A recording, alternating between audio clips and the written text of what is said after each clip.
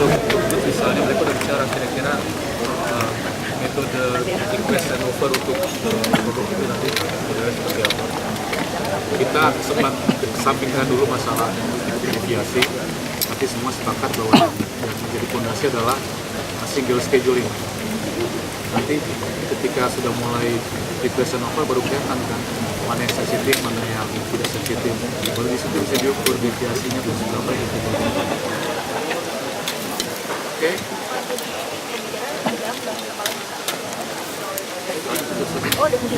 Setelah ini kita makan. Yang besok Pak ada lagi Tinggal satu, sustainable growth GDP. Jadi kalau apa namanya prioritas kedua itu akan bahas hal-hal yang terkait dengan upaya kita mendorong pembangunan yang lebih adil.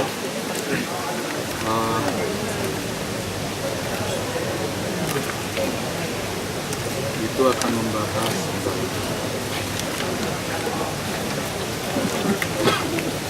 diantaranya adalah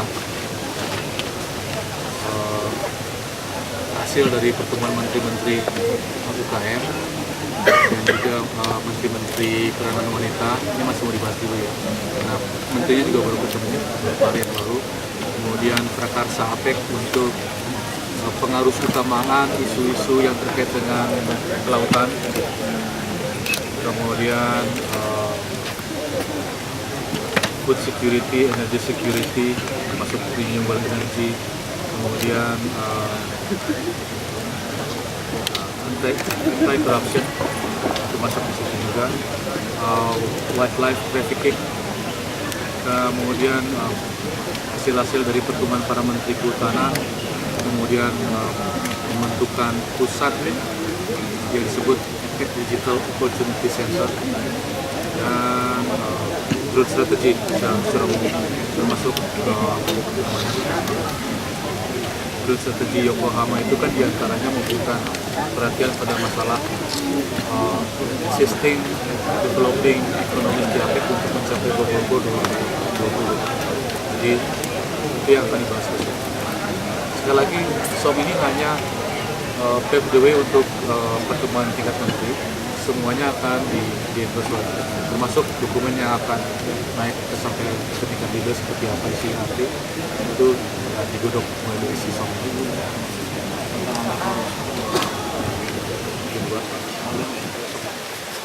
Itu boleh kita bikin juga yang spesifik anti korupsi. Sebutnya juga anti korupsi. soal kemudian plan konsolidasi itu apakah bagaimana ada modal yang mengalir dari negara maju ke negara berkembang untuk investasi dengan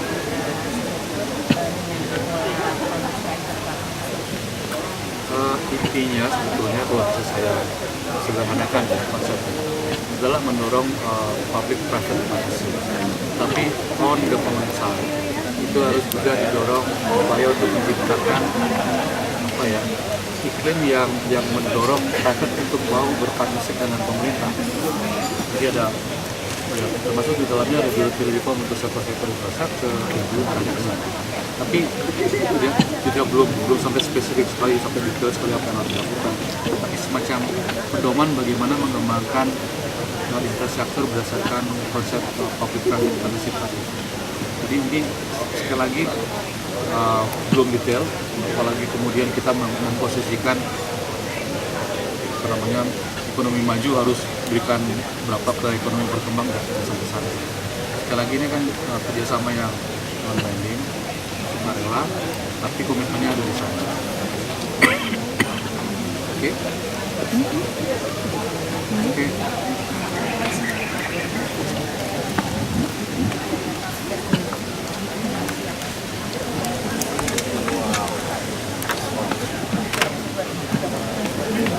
Ada yang bilang itu, ada yang bilang jangan pakai yang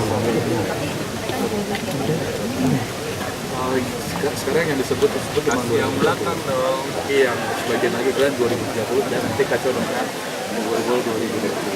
Ini yang masih harus diselesaikan. Iya. Tapi sekali lagi connectivity itu sepanjang zaman karena kemajuan teknologi, kemajuan sains, kemajuan di sektor transportasi, di bidang cyberspace, connectivity itu macam-macam.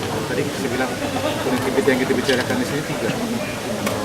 People to people, infrastructure, physical connectivity, dan institutional connectivity. Mungkin sederhana lagi, hard connectivity, fisik ya, soft connectivity berarti berupa peraturan, prosedur, dan satu lagi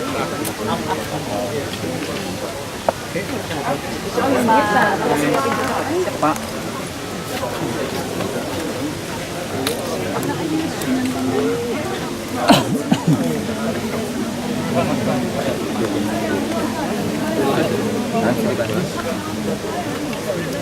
Halo. Beda lagi. Iya, kita selesai dari orang.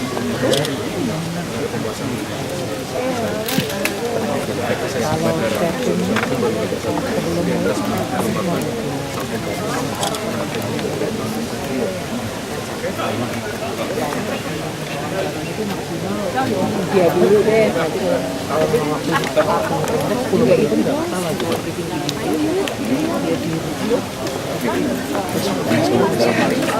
Siap. Lumayan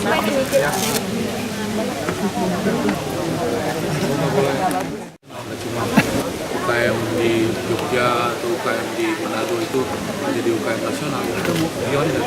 Dan itu sangat dirangkul.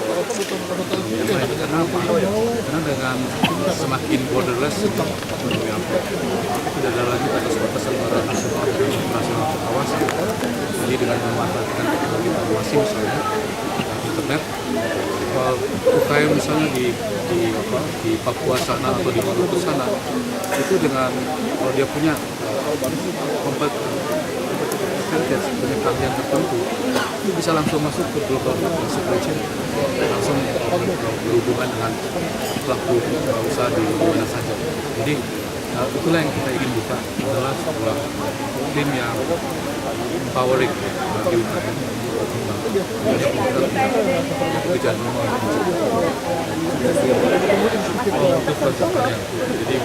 buat sesuatu yang tidak selesai.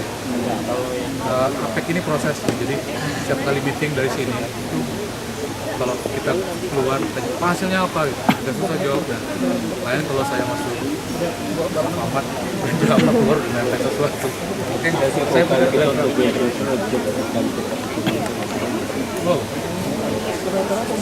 sebagian bisa saya sebut misalnya di sektor fashion itu sudah ada yang berkelana sendiri, tiba-tiba kita tahu udah besar. Jadi bukannya berarti kayak mereka harus diam dan menikmati kesempatan itu, ada kesempatan go internasional. Nah sekarang kita semua memberikan lingkungan environment yang membuat mereka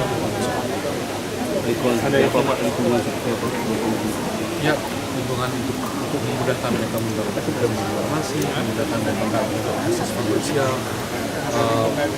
juga training, kira-kira seperti apa sih yang diperlukan untuk sebuah UKM untuk bisa masuk ke global supply chain. Saya ada berikan.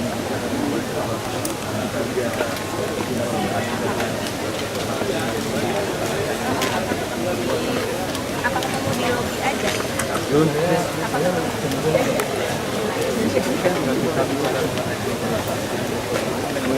Kayaknya 2 jam ada ya Pak. Tadi